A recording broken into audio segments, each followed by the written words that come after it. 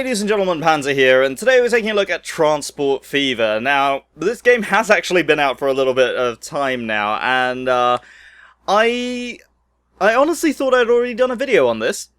Genuinely already thought I'd done a video on this, and as it turns out, no, actually that was on stream, and I somehow forgot that I needed to do a video at some point, and so what this is a game that I've been playing a lot. I've got 50 hours in this game since it came out, and that's quite a lot of time, considering I don't have a lot of time to play games nowadays.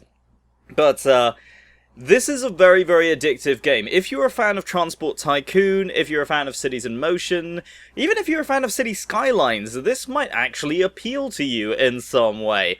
Because what this is a continuation of the first game, Train Fever, which was about setting up railway lines and so on. This is now expanded to buses, trucks, planes, ships, and so on. So, I'm going to jump into a free game here. I'm going to show you what this has. This has Steam Workshop support, as you can see right here. This is a clickable button that opens the Steam Workshop, and it has a lot of mods. A lot of them, I believe, are carried over from Train Fever, so you're going to see a lot of different locomotives and wagons and so on that have been carried over from there. And there are a few buses as well, so there's quite a lot of stuff already on the workshop, and this game has only been out for a month or something so far, I think. So, yeah, we're going to go into a free game.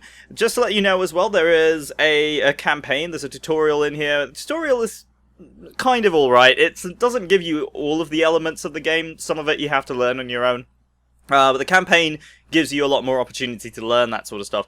So there's several different scenarios. Like campaign, you've got the American and the European campaign. It takes you across several different scenarios, and it tells you a story along the way with special objectives. But the real way to play this game is in free mode. So I'm going to go into free game here. I have mods active, so I'm going to show you off some of the mods that you can get. You can start at a custom year. It goes from 1850, where you start with horse and cart and very simple trains, all the way down to the 1990s that you can start off at, and the game goes all the way into the 2000s. In fact, it really doesn't have an ending in free mode. You can keep playing. There's a European scenario by default, and the USA one, which has it's basically the deserts and shrubs of the US.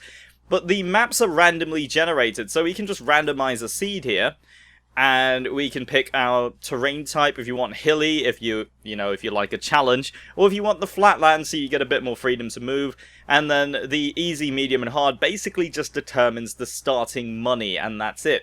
Now in advanced mode, this is where we can activate all of our sort of mods and stuff. So you can see I've got a number of mods here. We've got the British Rail, the HST there, and we've also got new road stations and things like that. We've got a bunch of different locomotives, and I've also got this one, time progression 4 times slower, which is essential. So I'm going to be showing you the game with these mods as well, and explaining sort of the differences, as well as kind of letting you know what the base game is sort of like. Now I'm going to turn no costs mod on. Normally I don't do that, but the reason I want to do that for this one is so that you kind of get a chance of seeing more things, so we're not limited to that. But I will explain all of that stuff as we get along. Right, so without further ado, randomize a seed, and let's begin.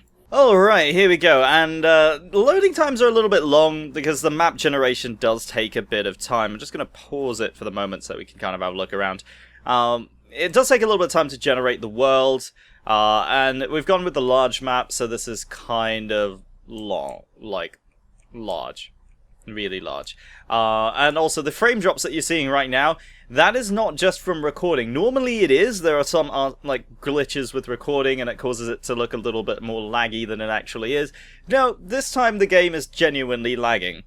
One of the biggest problems with this game is the performance. It's running at 30 FPS when I move around the map, and it even drops down to 15 at times. It really doesn't like rendering a huge area. But if we zoom in, we can get a solid 60. So if we're building and so on, it seems to be fairly steady most of the time.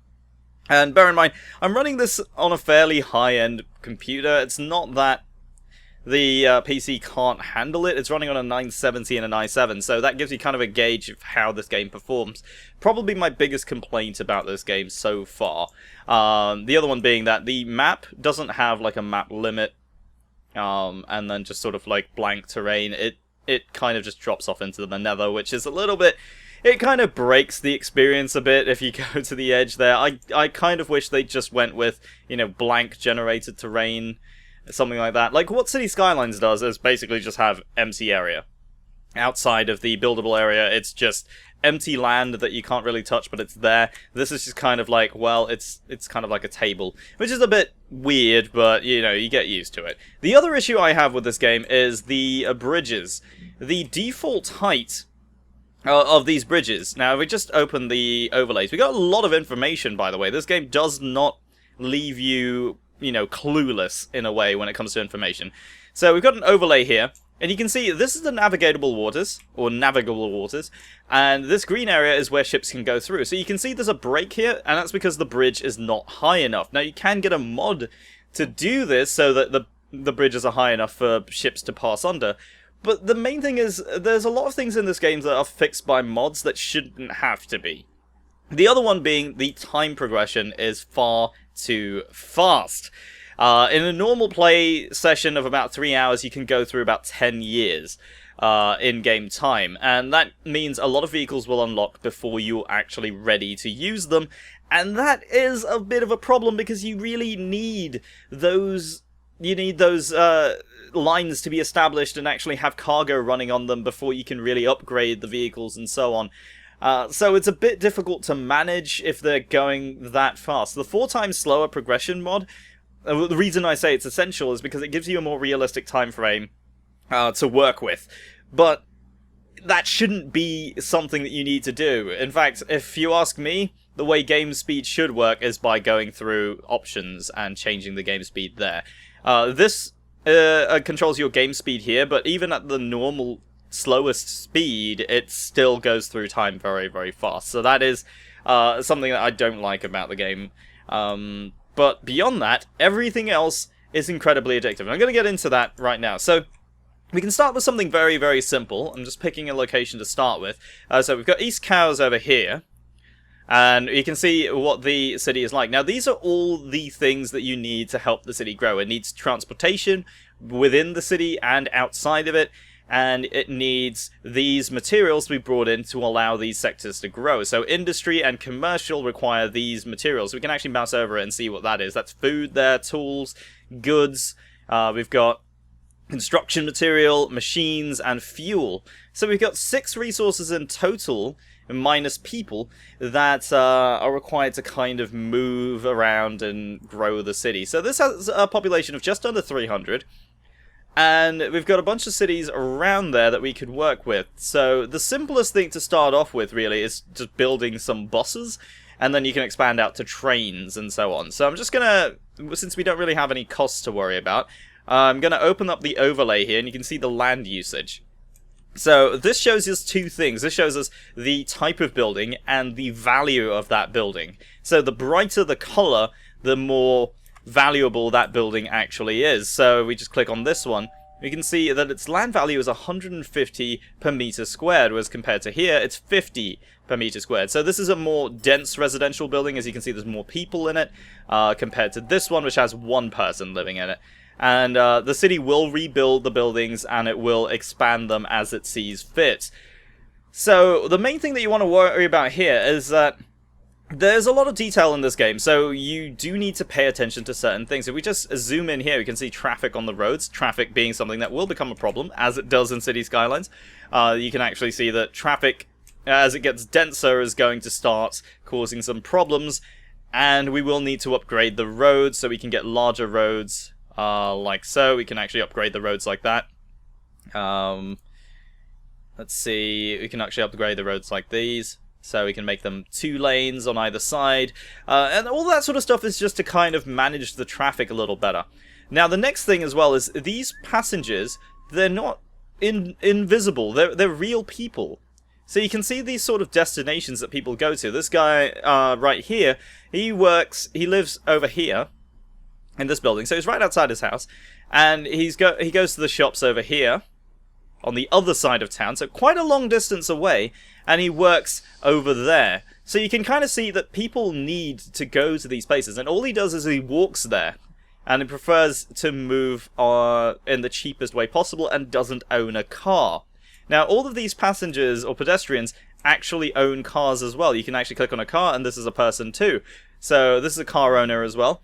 And they will get around as and where they see fit. But if we can help them along, those people that that just walk wherever they go, we can actually help them along by putting some bus stops down. So if I put a bus stop here and here, we can actually help them get to work like that.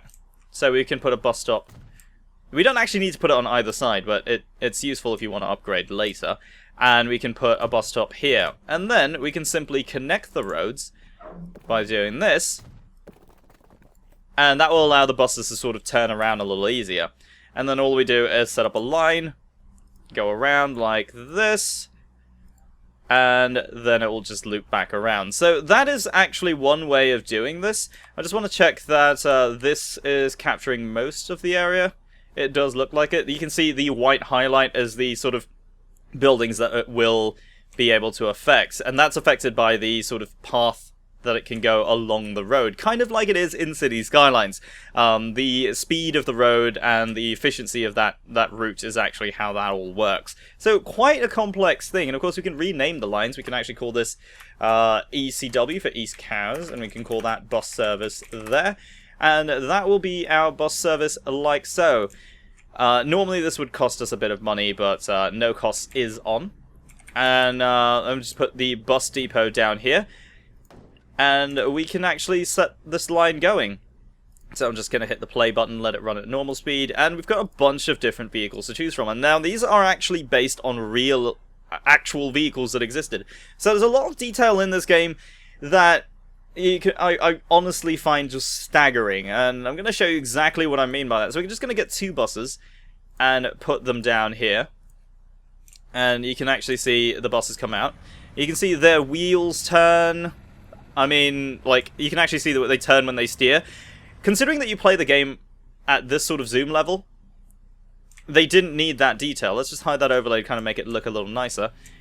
And you can see they will go along that route. It will take a little bit of time for people to realize that they can take the bus to get to wherever they need to go. But generally, that is kind of how they do things. So the buses will choose sort of where they want to go. You can even see the doors open and close, which it doesn't need to do. Which is a nice little bit of detail. This bus is now just going to magically U-turn. There we go. So there are a couple of gamey elements, like the game can just sort of decide to, I don't know, like flip vehicles around. That is just something that it does to kind of ease the gameplay, but everything else is as realistic as you might expect. We can even go to the point of, and then this is something you wouldn't do in the normal game, we can even go to the point of building an airport if we so choose. Now the game does lag quite a lot. It's currently running at 10 frames per second when I'm trying to place a building, and that's because it's actively trying to deform the terrain and show you exactly what the terrain deformation is going to look like if you were to place this. So you can actually see the slopes and stuff there. And that's kind of why it's doing that. It's not very well optimized, unfortunately, but you can see it's trying to keep this building flat so it will build up the terrain around it, and by doing that it just kills the frame rate. So we could even just place this airport here. Now, like I said, you wouldn't normally do this early in the game. It's just something that we can do because, well, there's no costs involved. So there's a small airport that we can build here, and we have to connect it by road as well. And we can simply just set up a line between this and another airport. So if we were to, let's pick somewhere far away. We can go to North Highcombe over here, and let's just put another airport down here. Let's see where it'll let us do that. Yeah, that works. It doesn't, it's not great, it's just demonstration purposes. Normally you want to be a little bit more careful about this sort of thing. And let's just set up a new line here between these, and it'll even show you the sort of path they have to take, because planes don't turn around on the spot. So you can actually see this green line. I'm just going to make that a bit brighter so you can actually see it. So there's a bright yellow there. You can actually see this, it'll go all the way around like this to get to this airport. It has to make such a large loop, because that's just how planes fly. They actually have to fly in large areas like that. So that's something to bear in mind. And we have planes available, I believe. So we've got a couple of planes here. We've got Douglas DC-3, DC-4. We've got a Constellation, and we've got the Comet. So this is the 1960s after all, so these are the planes available. But of course you can go all the way up to Concorde and Boeing 737s and so on. So let's just build this plane, set it to the line, and away it goes. So we've got the Comet here. It's coming out of the hangar right now. We can even just lock the camera onto it and zoom in and out. We can even pan the camera around like that.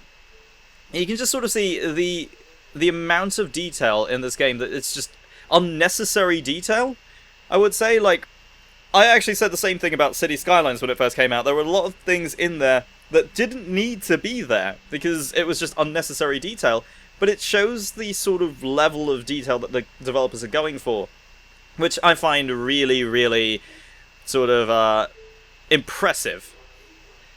You can even hear in the background, I don't know how clearly that's coming through, there is even terminal announcements if you're hovering near the stations. If you go to any of the stations or even the city, there's a little bit of ambience noise that plays to kind of get you that level of immersion. The only thing is, the airport modelings, or the airport models rather, don't actually really show much, and you can see the plane just sort of flips around there. But it just sort of stops in that area, which is a little bit disappointing, but you know, it's okay. There is enough detail in this game already. And you're going to see the plane actually has control surfaces. You can see the flaps are now down for takeoff. You're going to hear the engine throttling up. You're going to hear see the landing gear go up. You're going to see the ailerons and the elevators move as well as it flies around. There's a lot of detail in this game that just didn't need to be there. And of course the performance takes a hit. But it's a level of detail that I can actually appreciate, because to me it's kind of meaningful detail, and if I want to go down to that level it actually looks nice. So you can see we're just taxiing onto the runway now, and then the plane is actually going to take off. And it's quite a good looking plane as well. Graphically this game is frankly quite fantastic, I would say. It just needs a little bit better optimization. Here comes the takeoff. And you can just see it's... Of course, this is not a realistic length runway, so the plane does take off in about the sort of distance an F-16 fighter jet takes off in. But you know what? We can kind of live with that, otherwise the airports would be even larger than they already are. I would say the scale at least matches the game. It's not entirely realistic, but hey, it looks good. It's good enough kind of thing. So this plane's just going to fly over there, and it's going to fly back and forth, pick up passengers back and forth. The only thing that you need to understand about this game as well is that, I'm just going to let it fly away, is that everything has a running cost. So it's a proper tycoon game. So if you were to play this properly, you'd have to worry about expenses and income. So these buses actually rightfully would cost us a little bit of money, but the plane itself, let's just open this up so you can actually see it, this plane would cost us rightfully about $1 million a year to run. And so would trains and so on. So you kind of have to balance the speed of a particular bit of transport with the running costs, and you kind of have to manage according to that, so you get the lowest cost for the highest profit, and so on. So it is a proper business game, but it's also a very nice building game. So really, this is just a very, very brief look at Transport Fever. If you want to see a full series on this game from start to finish, I'm more than willing to do that, because this is a game that I think is absolutely fantastic. But I don't know if you guys would like to see that. If you do want to see that, do let me know in the comments down below, and don't forget to leave a like if you enjoyed the video, and subscribe if you're new to the channel. Obviously, this is not my usual type of game, but it's the sort of game I enjoy anyway, so if you do want to see more of this, be sure to let me know. My name is Panzer, thank you very much for watching, and I'll see you next time.